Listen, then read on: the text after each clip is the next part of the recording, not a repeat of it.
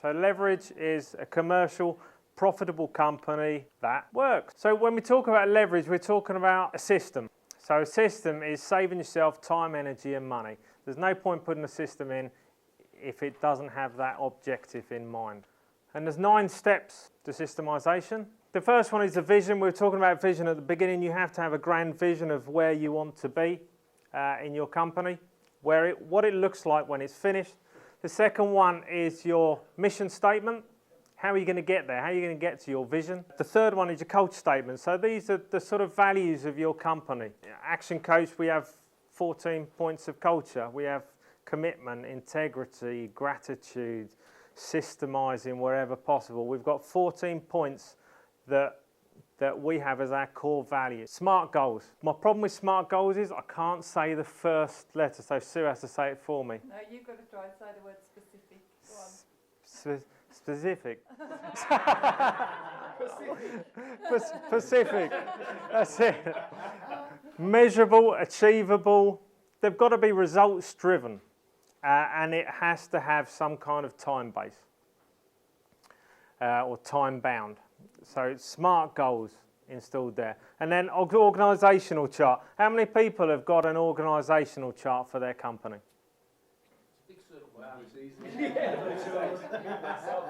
You say that, but when you look at an organisational chart, okay? But you've got your MD there.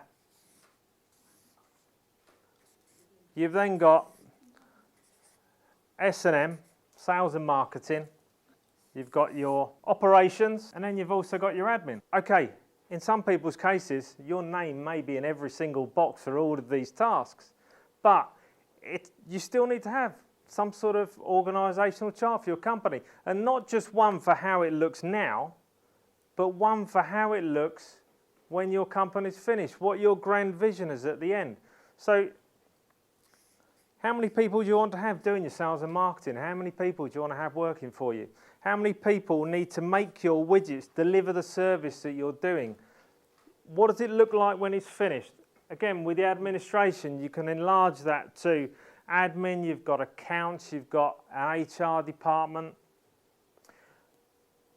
When your company's finished, if you're going to sell your company, it needs to be worth value. Does it have value when you're still the kingpin in the company? What are you actually selling to people if you went to sell your business? What you're selling essentially is the job. So one of the key things is the working without you, that you're systemizing your company so that when you do look to sell it, you're selling what is actually an investment, not purely a job. For some people, it's quite difficult to get that idea, but it's a key one. So when we look at, if you fill in these extra boxes, like the amount of salespeople, the thing that gives you is what areas in your business you need to work on. What are the roles that you need to bring on first to start growing your business? What areas are you particularly weak on? What areas is the investment cost not huge compared to the value you get from it? Like we were saying before, administration-wise, you can outsource, you can bring somebody in to do a few days. How much value does that add? How much more can you do with that time? So, organisational chart, yes, for now, but also for your company when it's finished. We then look at positional contracts for staff so that people know exactly what they're supposed to be doing. If they've got a role within the company, it should be detailed. They should know exactly what to, it makes you feel better because you've told them what to do, but they will also feel better because they don't have to think, oh, should I be doing that? They'll feel a lot more comfortable within their business. Installing KPIs, again, very important so you can monitor the progress of people. It's not a big bad boss thing at the end of the day. You're just monitoring performance so you can test and measure how your company's performing and whether there's different areas you can expand on and change and develop to make your company more efficient. How-to systems. This is detailing everything your company does, from picking up the phone and answering a call. Do you have a script for what people say when they pick up the phone and answer. Hi, it's Sue Morgan from, I've forgotten where I'm from. But it's that script in everything, so that you provide that consistency of service. Where would you start with that? This is one thing that does scare me, is that at some point we'll be giving obviously salespeople on, account managers, etc. Trying to get what's in here onto paper, it scares me trying to write it, let alone anything else. At the beginning. Okay. No, it's, how do you write a how-to manual?